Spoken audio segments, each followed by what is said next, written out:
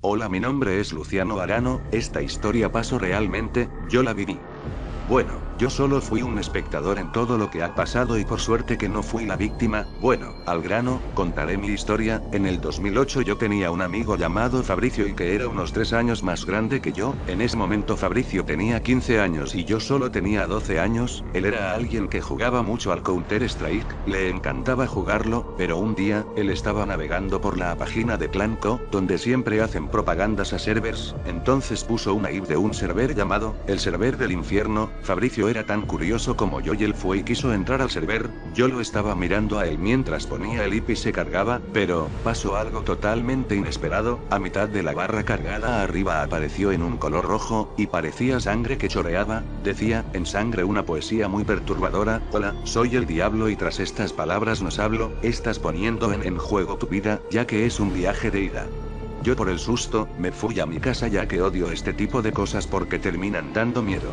Era un nuevo día y había sol y era hermoso, todo se mantuvo así hasta las 4 de la tarde, cuando vino Fabricio a mi casa. A pesar de que era negro, estaba blanco como un zombie y era depresivo verlo en ese estado, estaba pálido y frío. Mi mamá se sorprendió al verlo así y llamó a su casa, pero la línea estaba cortada. Entonces mi madre y yo nos sentamos en la mesa y le preparamos un café a Fabricio. Ni bien agarró la taza y la tiró porque se le cayó de la mano. Después de esto Fabricio puso una cara enojada muy forzada, y entonces nos comenzó a explicar lo que había pasado.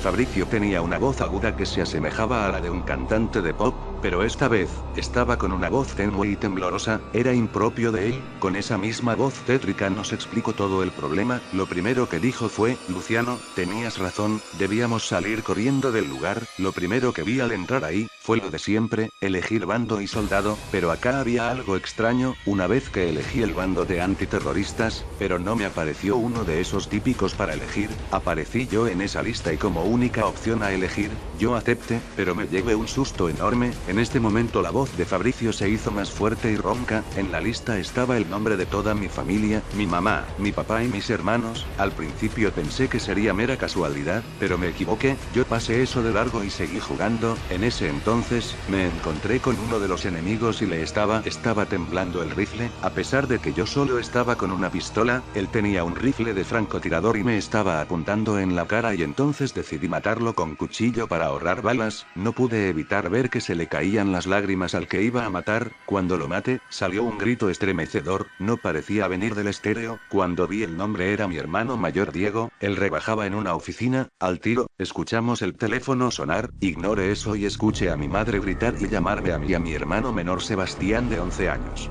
Nos reunimos todos y al parecer, fue asesinado, tenía marcas de puñaladas en el cuerpo y estaba llorando de alguna forma. Ella dijo que no nos moviéramos de casa y que me quedara cuidando a Sebastián. Entonces yo casi llorando volví al counter, y lo que vi me dejó sin palabras. Donde había muerto esa persona, había encontrado un mensaje en sangre diciendo: ya has matado a uno, faltan 3 y quedarás liberado de las cadenas que te atan. Yo, no entendí y seguí jugando, pero entonces me aparecieron 2 terroristas en el counter. Como antes, no me dispararon. Escuché que se abrió la puerta, y era mi padre, quien venía del trabajo feliz como de costumbre, venía con una sonrisa en su rostro. Nos saludó a mí y a mi hermano, y como él era fan del Counter-Strike como nosotros, se sentó a ver cómo jugaba. Entonces, Fabricio disparó sobre uno de los terroristas, lo mató de un tiro en la pierna, pero decía que no murió por el disparo. Un lamento muy agudo cubrió la habitación, y nos entró a los 3 un escalofrío enorme. Mi padre era más cagón que mi hermano de 11 años, pero él dijo: no le hagas caso, seguí jugando. Entonces, disparé en la cabeza al terrorista que quedaba, y mi padre cayó de su silla. Cuando mi hermano y yo levantamos a mi padre, notamos que tenía un agujero en la cabeza. Mi hermano estalló en lágrimas al notar esto y yo vomité del asco que me dio esa imagen. Lloré de tristeza por la muerte de mi padre, pero cuando iba a llamar a la policía, pasó algo curioso. La policía nos llamó a nosotros y nos informó que nuestra madre murió en su auto. Al parecer le pasó algo en la pierna y perdió el control del auto, saliendo así de la autopista. Fabricio era perspicaz,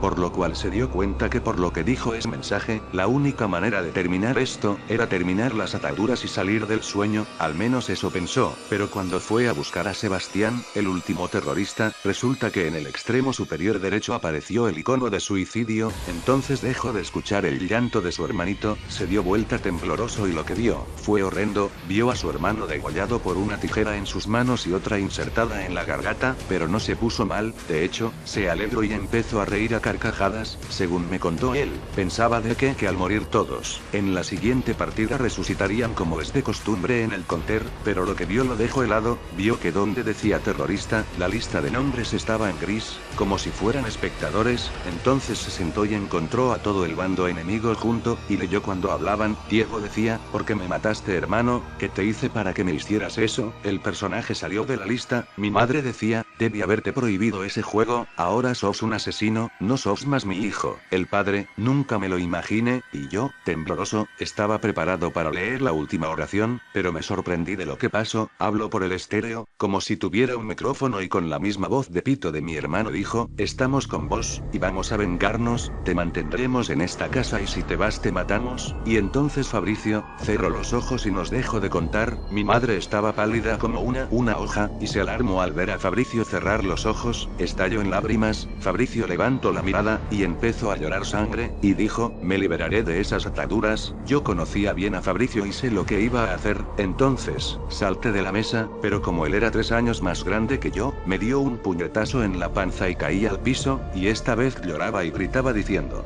voy a terminar esto, no juegues más al counter, y se mató con los utensilios de la cocina. Se clavó un tenedor en un ojo y como no encontraba los cuchillos, él muy desesperado por el dolor y seguía clavándose los tenedores, y como vio que no moría, agarró una cuchara y se empezó a golpear la garganta hasta abrírsela. Mi madre estaba llorando asustada y yo no podía respirar de ese puñetazo. Vi a un amigo morir como si nada, y no lo pude ayudar. Mi padre al ver esto llamó a la policía, pero él había llegado 10 minutos tarde. Pasaron 2 años después de esto y ahora tengo 14 al igual que Rockerito Oeste. Yo les aseguro, esta historia es real.